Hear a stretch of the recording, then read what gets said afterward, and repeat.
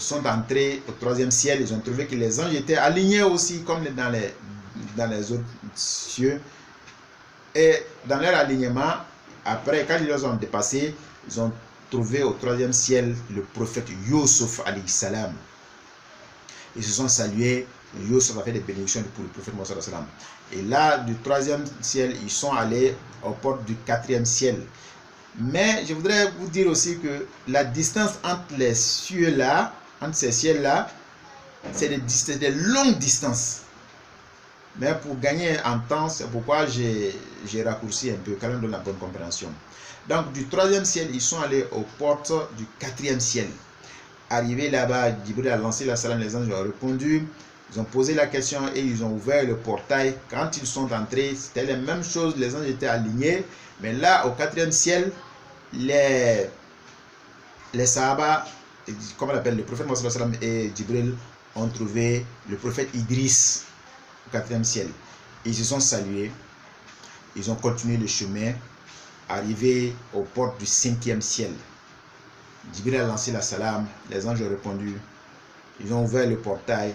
Quand ils sont entrés, les anges étaient alignés aussi, et là-bas, ils ont trouvé le prophète Haroun au cinquième ciel. Ils se sont salués. Haroun a fait des bénédictions pour le messager de Dieu sallallahu alayhi wa sallam. Il a continué son chemin. Ils ont continué le chemin. Ils sont arrivés aux portes du sixième ciel. Jibril a lancé la salam. Les anges ont répondu. Ils ont ouvert le portail du sixième ciel.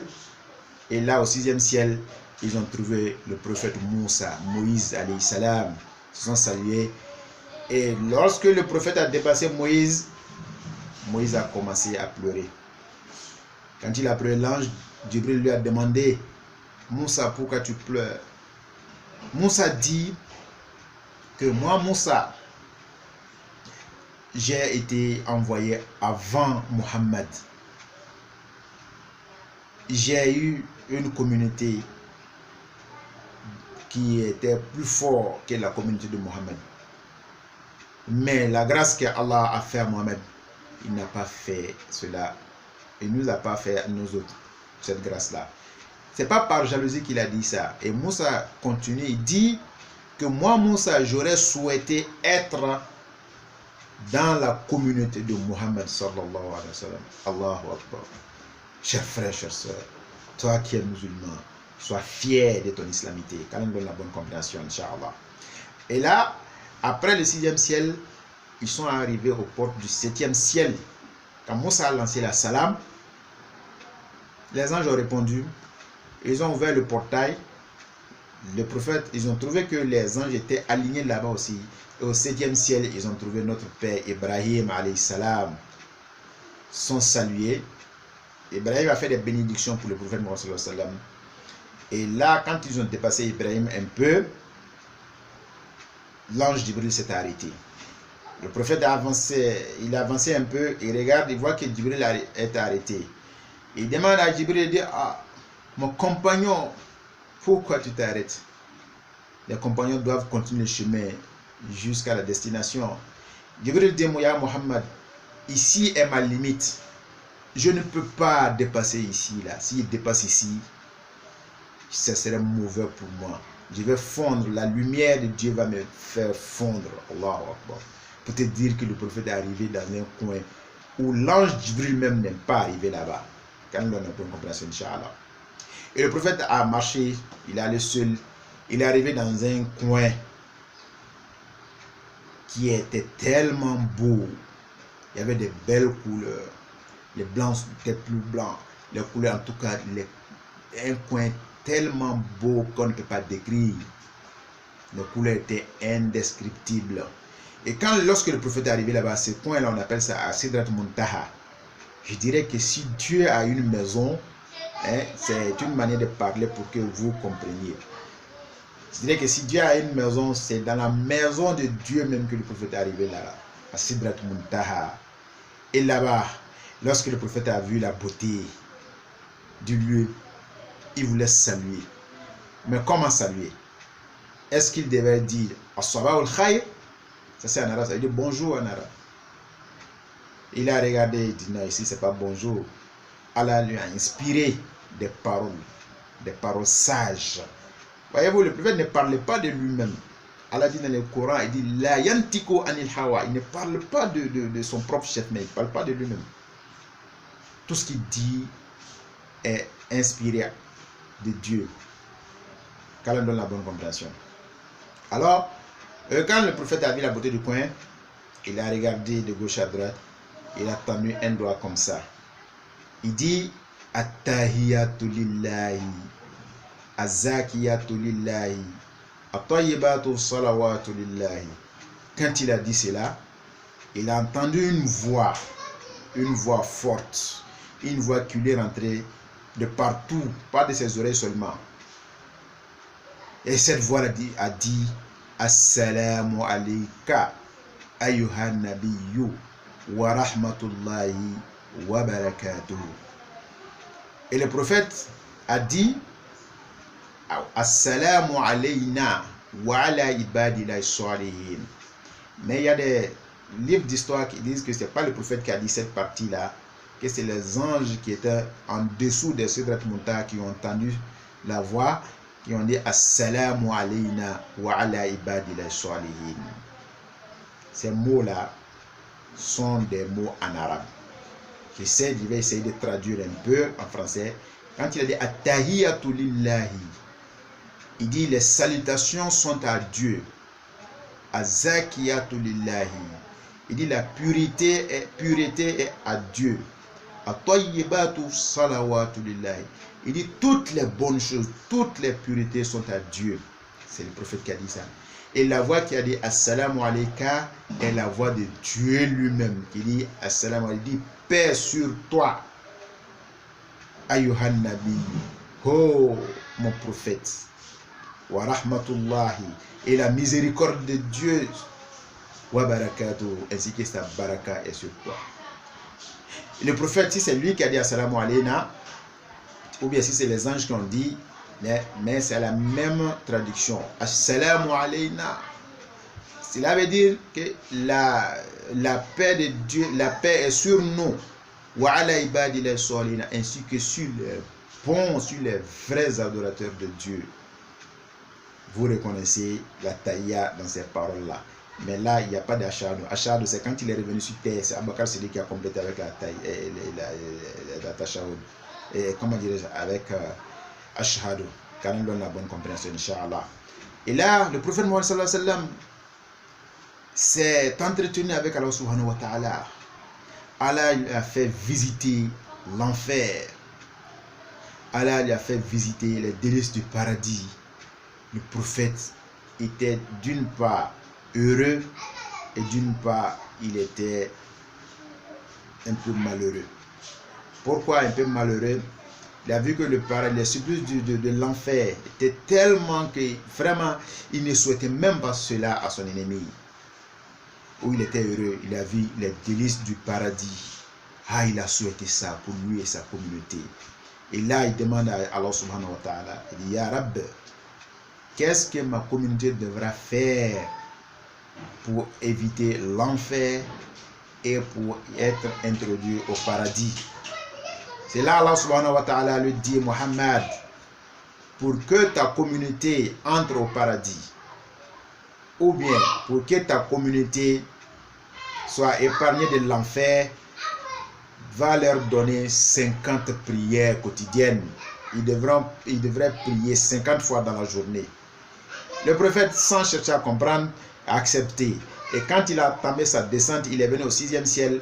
Il a trouvé l'ange Moussa alayhi salam, le prophète Moussa alayhi salam, qui lui demande, Ya Mohammed, qu'est-ce que ton Seigneur t'a donné là-bas? Il dit, mon Seigneur m'a donné 50 prières pour ma communauté. Moussa dit, Mohammed, je connais ta communauté. Ma communauté était plus forte que toi, que ta communauté. Alors, va demander à Dieu de réduire le nombre de 50 prières. Le prophète est allé voir le prophète, Allah subhanahu wa ta'ala. Allah a réduit le nombre. Il est venu voir Moussa encore. Moussa dit non, c'est trop. Il a fait les va-et-vient. Allah a diminué. À chaque fois qu'il partait voir Allah, Allah diminuait le nombre de prières jusqu'à ce qu'il reste 5 prières quotidiennes. Et Allah lui dit, Muhammad, si ta communauté accomplit les 5 prières quotidiennes, ils auront les mérites des 50 prières. Allahu Akbar. Allah fait trop de grâce pour nos chers frères et sœurs. Et les 5 prières que Allah subhanahu wa ta'ala a donné au prophète, c'est ce que nous pratiquons actuellement. C'est ce que tous les bons musulmans pratiquent, Inch'Allah. Et le prophète, après son échange, après ce beau cadeau offert par Allah subhanahu wa ta'ala, est revenu sur terre à la Mecque. Et lorsqu'il est arrivé à la Mecque, il n'était pas encore la prière, l'heure de la prière de Soub n'était même pas encore arrivée. C'est-à-dire il a fait tout ce périple-là de la Mecque à Jérusalem, de Jérusalem au-delà des 7 cieux, conversation, il a visité le paradis, visité l'enfer, tout cela s'est passé en une seule nuit. Il est venu avant qu'il ne fasse jour à la Mecque. Allahu Akbar. Ça, c'est un miracle de Dieu. Et quand il est venu le matin, il a dit à sa cousine Asma, il dit, hier, j'ai effectué un voyage. Je suis allé à Jérusalem et de Jérusalem, je suis allé au-delà des 7 cieux. Sa cousine même était un peu, elle a douté un peu. Mohamed, je souhaiterais que tu ne dises pas ça à quelqu'un. Sinon, ils vont te traiter de menteur, ils vont te traiter de déréglé mental. Il dit non, je ne peux pas garder ça pour moi-même. Il est allé trouver les Mekwa. En ce temps, Abba Jahil était là. Abba Jahil fait partie de ses oncles. Les dignitaires Mekwa étaient réunis. Lorsqu'il est rentré au salon, les dignitaires Mekwa se sont levés. Surtout Abba Jahil, il dit, hey Mohamed, donc tu as une nouvelle pour nous aujourd'hui? Comme vous se moquez du prophète. Le prophète dit, oui, j'ai une nouvelle. Et de quelle est cette nouvelle? Le prophète dit, hier nuit, j'ai effectué le voyage d'ici à Jérusalem et de Jérusalem au-delà des 7 cieux. Abba Jahil dit, Mohamed, tu nous prends pour des cons, excusez-moi du terme, mais c'est ce que j'ai trouvé pour dire. Il dit, Mohamed, tu dis tu es monté au ciel, soulève un pied. Le prophète a soulevé le pied, il a dit laisse le pied dans l'air et soulève le deuxième pied. Le prophète dit je ne peux pas le faire. Il dit, alors, mais tu nous dis que tu es allé au-delà des cieux. Il ne prend pas pour un con, pour des cons. Il a commencé à dire des saletés au prophète Mohammed. Mais le prophète ne l'a pas répondu car Abba Jahil était son nom. Qu'Allah donne la bonne compréhension, Inch'Allah. Et lorsqu'ils sont allés rapporter ce fait-là à Bakar Siddiq, dit ah, ton ami dit qu'il est allé à Jérusalem et de Jérusalem il est monté au ciel. Bakar dit, s'il a dit là, Mohamed est véridique, il dit Ashhadu, il dit j'atteste an la ilaha illallah, qu'il n'y a de Dieu que Dieu. Wa ashhadu, il dit j'atteste anna Muhammadan, que Muhammad Rasulullah est le messager de Dieu. Voici la taïa, comment la taïa a été composée, quand même donne la bonne compréhension, Inch'Allah. Alors, chers frères et sœurs, les Mekwa ne croyaient pas au prophète Mohammed. Il dit, si vous ne me croyez pas, il y a des caravaniers qui sont en route. D'ici peu, ils vont arriver à la Mecque. Lorsqu'ils vont arriver, demandez-leur s'ils n'ont pas perdu un chameau hier nuit. Et puis, effectivement, les gens sont arrivés, on leur a demandé, est-ce que vous avez perdu un chameau hier? Il dit, oui, on a perdu un chameau. Il dit, le prophète leur avait dit que si vous leur demandez, s'ils disent qu'ils ont perdu un chameau, hein, demandez-leur qui leur a montré le chameau là, l'endroit où le chameau était. On leur a demandé qui vous a montré l'endroit où le chameau était. Ils ont dit, ah, c'est un arabe là. On dit, regarde parmi nous ici, est-ce qu'il est là? Ils ont regardé, ils avaient dit, oui, c'est lui là. C'était le prophète Mohammed pour te dire que le voyage était réel. Qu'Allah donne la bonne compréhension, Inch'Allah. Inch'Allah, chers frères et sœurs, je vais m'arrêter ici pour aujourd'hui. Inch'Allah, à partir du vendredi prochain, nous allons entamer la prière. Comment faire la prière? La prière qu'Allah subhanahu wa ta'ala a donnée au prophète Mohammed, nous allons donner ces enseignements-là pour que chacun de nous ait une connaissance de la prière. Il y a d'autres qui ont des petites imperfections, mais à travers ces vidéos-là, Inch'Allah, ils auront des compréhensions, Inch'Allah. Donc, je demande à Allah subhanahu wa ta'ala de nous faire, fasse Dieu que nous soyons des musulmans pieux et sincères, Inch'Allah. Je demande à Allah subhanahu wa ta'ala d'accorder la santé à toutes les personnes atteintes de maladies, ceux qui sont couchés dans les hôpitaux, ceux qui sont sur pied, ceux qui sont à la maison, qu'Allah leur accorde la guérison totale, Inch'Allah. Je prie à Allah subhanahu wa ta'ala d'accorder le mariage à ceux ou celles qui cherchent à se marier, qu'Allah leur donne des bonnes épouses pour les hommes, des bons époux pour les femmes, Inch'Allah. Fasse Dieu que la petite foi que nous avons en nous, qu'Allah subhanahu wa ta'ala augmente cette foi-là, Inch'Allah, fasse de que nous ayons la crainte révérentielle d'Allah subhanahu wa ta'ala.